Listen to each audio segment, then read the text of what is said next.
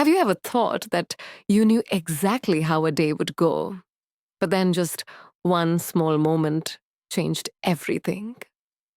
That afternoon, I also thought it would be a long evening staying at school to grade the pile of unfinished essays. But then something happened in that quiet classroom, something I never expected.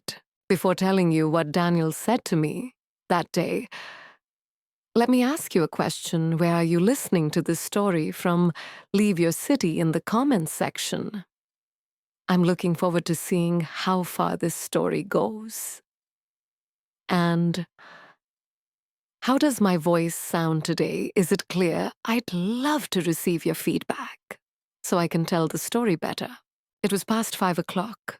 The winter sunlight was gradually lowering, spreading long golden streaks across the rows of empty desks and chairs. The light made everything soft quiet, as if the long day were taking its last breath. The building was almost deserted. Only the sound of the janitor's vacuum cleaner echoed from the end of the hallway. I sat at the teacher's desk, red pen in hand, halfway through my thesis. My shoulders were tired, my coffee was cold, and I was already thinking about going back to my quiet apartment. Then I heard the door creak. Daniel walked in, hesitating in the doorway. He was different from the other students. He was in his 30s, more mature, calmer, and his eyes were always thoughtful. "Hello, Clara," he said softly, closing the door behind him. I looked up surprised. "Daniel, you're still here?" He shrugged hands in his pockets, his voice warm but heavy. I wanted to talk to you for a bit if you have time." The way he said it made me pause. It wasn't casual. There was something serious and earnest in his gaze. I put down my pen and leaned back in my chair. "Okay. What's the matter?" He walked slowly in his heels, clicking on the tile floor, and sat down at the table right in front of me. I could feel the tension in his posture and the faint scent of aftershave, mixed with the cold air from outside. "I didn't want to say this in front of the class." He began, his voice low. "But I've been thinking about it for a while." His gaze held mine, making my heart beat faster. I didn't know why. Maybe it was the silence or the sincerity in his voice. I smiled, trying to keep it light. "Then I have your full attention." Daniel chuckled, then looked down at the table before looking up again. "You're different, Clara. You really listen. You make me feel like my words matter. That's rare." I paused. Genuine compliments like that easily pierced defenses. "I'm glad to hear that," I said slowly. "But Daniel is there. Something wrong?" He shook his head, his eyes never leaving me. "Not really. I just wanted to thank you. You made this experience more meaningful than I thought. You helped me more than you think." There was sincerity in his voice, mixed with unspoken emotion. I felt the atmosphere around me slow down, heavy and warm. We talked for a while. He told me about why he'd returned to school at this age, the struggles, the nights when I wanted to give up. I shared a little about my life too, the quiet nights, the feeling that the classroom was sometimes the only place I felt like I belonged. The conversation flowed smoothly, interspersed with comfortable silences, without the need to fill them with words. The clock hands moved slowly, the golden sunlight fading to amber. When he stood up to leave, Daniel hesitated for a moment, then almost whispered, "Clara, I hope this isn't the last time we talk like this." I looked straight into his eyes, feeling something stirring inside me that I couldn't name. I hope so too, I replied. He smiled small but sincere and walked out, leaving the door ajar. I sat alone, my eyes still on the empty space he left, the echoes of his words still echoing. It had been a long time since I hadn't been in a hurry to go home. That night I couldn't sleep. My mind kept repeating the image of Daniel in the empty room and the way he looked at me. Not a stare, not a plea. Just a quiet, gentle presence that made me lose my defenses. I was mature enough to distinguish superficial attention from careful attention. And Daniel, he belonged to the latter.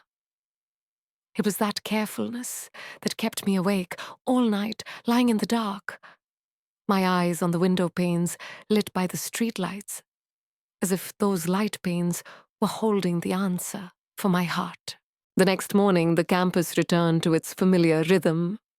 The sound of doors slamming, the hurried laughter of groups of students weaving through the hallways. When Daniel entered the classroom, he did not immediately look for me with his eyes. He just sat down, quietly opened his notebook, and turned his shoulders slightly as if he had already decided something. Only when the classroom was quiet did he look at me and nod slightly. That nod was like a small secret wrapped up in the morning. After class, Daniel lingered. He waited until the other students had left. I could feel myself trying to keep my composure. He walked over, crumpled, from sitting in his backpack. "Do you have office hours if you're free? I'd like to talk." I looked at my watch. I had more time than I thought. "Sure." Now I said. We walked through the still noisy hallway and into my small office, a narrow office with just enough room for a low bookshelf and a sturdy potted plant that never wilted. He sat down, placing the file in the middle of the table like a white flag. I revised my essay. Daniel said, his voice tinged with nervousness. The one about starting over. I added specifics, as you suggested. I wanted to see if it was on the right track. I read. He waited. The pages smelled of ink and the warmth of his hands. He wrote about washing dishes in the small kitchen after a long shift, about the steam that made the windows fog up. He wrote about sadness quietly in circles, as if it were a neighbor on the other side of the wall. He wrote about his mother's radio, always on in the morning, and the feeling of waking up in a house that had been without that voice forever. When I looked up, I realized the room was so quiet I could hear the fluorescent lights whirring overhead. It was beautiful. I whispered, my voice as soft as my hand on the doorframe. I believed in the little moments, and they spoke to a larger truth. Daniel took a deep breath, neither relieved nor proud, just somewhere in between. You always say that he murmured about the little moments, because they're real, I said, and because they outlast any grand statement. He nodded, his eyes downcast, and then back up, his gaze filled with a different determination. I have one more thing, he said, and pushed another piece of paper toward me. I don't want to complicate things. I respect you, I respect the class. I know there are boundaries. This is just my honesty. The paper wasn't an essay. It was a handwritten note, slightly scrawled with the date. Written on the top corner, a habit I had never taught him. The first line made my throat tighten. "You make this room the safest place I've ever been." I read slowly. He wrote that his feelings were no longer a secret hidden in his chest, but something he wanted to face, something he wanted to cherish. He underlined the word careful. He emphasized that he would never ask me to compromise my integrity, that the class was important, my career was important. He just hoped that when the semester was over, if I felt the same way, we could sit in a coffee shop in broad daylight, like two people who had met at the right time in the wrong place. I looked up at him. The silence between us was not empty. It held the years, the losses, and the new tenderness of being seen, of being heard. And I realized this was the biggest surprise of all. Not a grand confession, no roses, no drama, but a careful truth placed between us like a fragile piece of glass, both of us holding on so we wouldn't accidentally break it. Daniel, I said, softly. His name on my lips suddenly felt warmer than I had expected. Thank you for being honest, and thank you for doing this. Matthew just nodded, waiting quietly. Waiting then felt like respect. I could feel it. I need to be clear, I continued. While you're still my student, we can't afford to be vague. You know that. I know, he interrupted quickly, but gently. I'm not asking for anything now. I just want you to know, if your heart even a little bit is in the same direction as mine, maybe later a door will open. And if it's not, that's okay. I'm still grateful. I'll still be here. There's a special kind of kindness. It's not pushy. It allows you to breathe, to think. I leaned back in my chair, listening to the familiar creaking of the wooden frame. In the soft light from the window, I watched him. His posture restrained his hands, still though I was sure he was restless inside. I thought briefly of my empty apartment, the cup sitting quietly in the sink, the radio never turned on, because silence suited me better. I thought of the superficial interests that had flitted through my life, and realized this felt different. After the semester is over, I said slowly, I would love to have a cup of coffee with you. The words made me feel light, like stepping onto a boat that had tilted and then steadied. Matthew didn't laugh, didn't cheer, didn't try to be smart. He just took a small breath, the kind of breath the doctor takes when your lab results are completely normal. Then I'll keep trying. We agreed on clear boundaries, as two adults should. No lingering in class after dark. No personal texting outside of class. Just polite greetings in the hallways. Conversations about books, drafts, how to build an argument. Setting those rules was like putting up a small fence, not to keep things in, but to keep them safe until the seasons changed. In the days that followed, things settled down. Matthew came to class more prepared, more focused, as if speaking up had cleared the fog from his eyes. As for me, I found myself teaching with a new light that had been absent for months.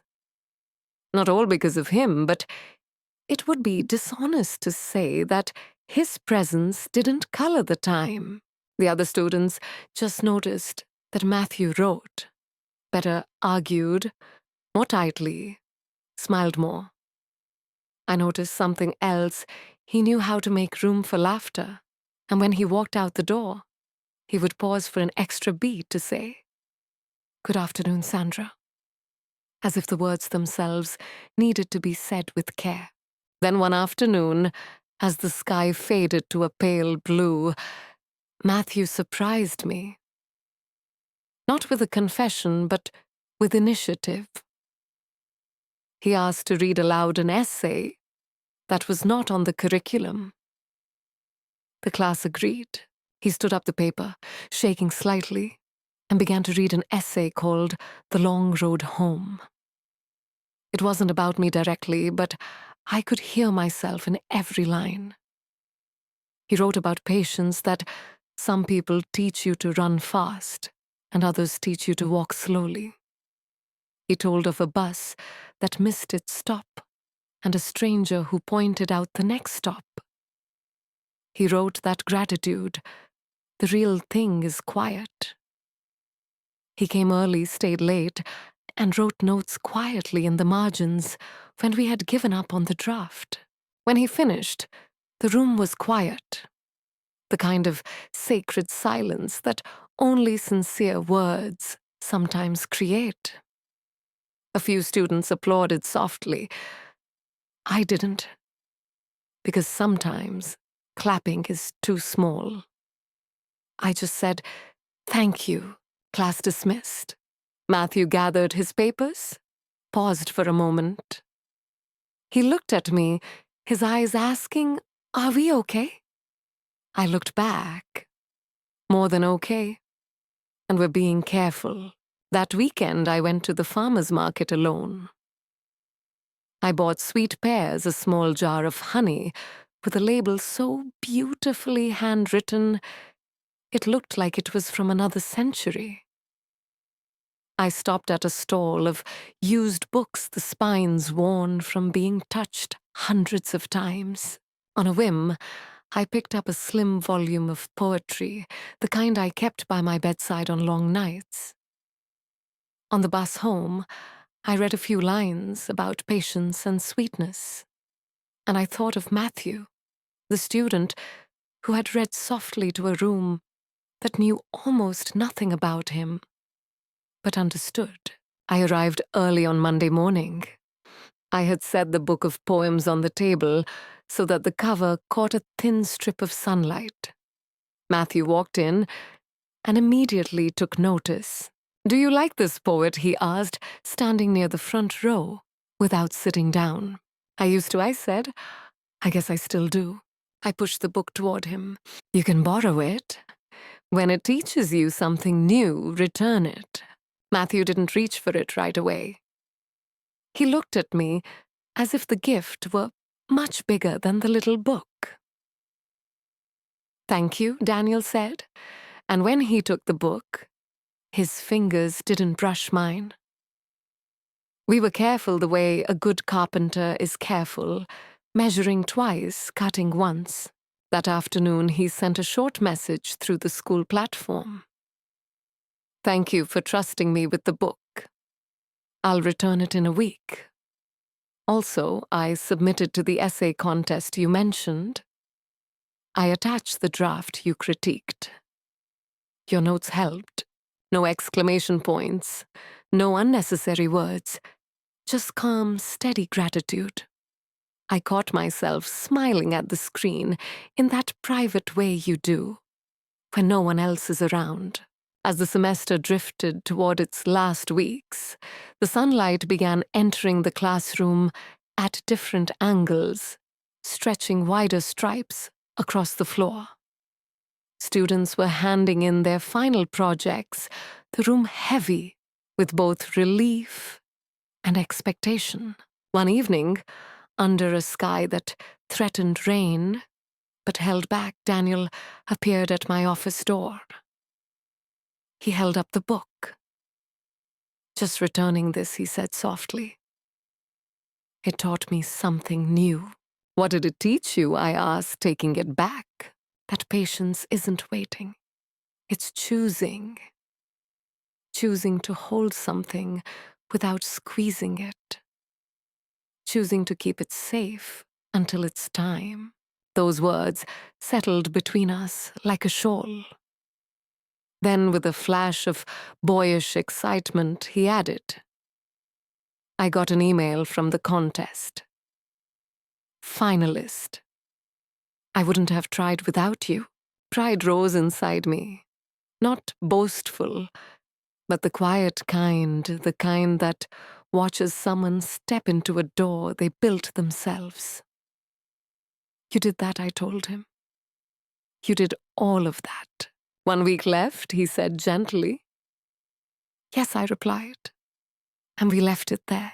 That night, as I walked home with the book tucked under my arm, the first warm wind of the year brushed against my face. The city looked kinder than it had in months. Later in my kitchen, I made tea and thought of the little cafe near campus, the one with clean windows and tables that wobble just enough to make you careful where you place your cup. Careful.